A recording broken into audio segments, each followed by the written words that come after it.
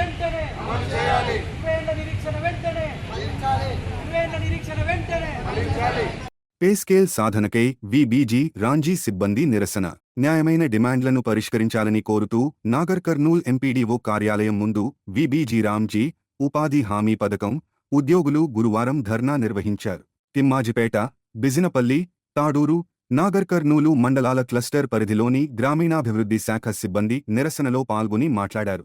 ఏపీఓలు, టీఏలు, computer ఆపరేటర్లు, ఈసీలకు చాలీచాలని జీతాలు ఇవ్వడంతో తీవ్ర ఇబ్బందులు ఎదుర్కొంటున్నామని ఆవేదన వ్యక్తం చేశారు.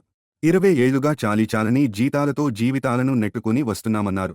ఈ పథకంలో ఎంతో పని భారం ఉన్నా తక్కువ జీతాలు అందుతున్న ఈ పథకంలోని ఉద్యోగులు శ్రమను లెక్కచేయకుండా పనిచేస్తున్నామన్నారు. ప్రభుత్వం వెంటనే స్పందించి పే స్కేలు కేటాయించి భరోసా ఇవ్వాలని డిమాండ్ చేశారు.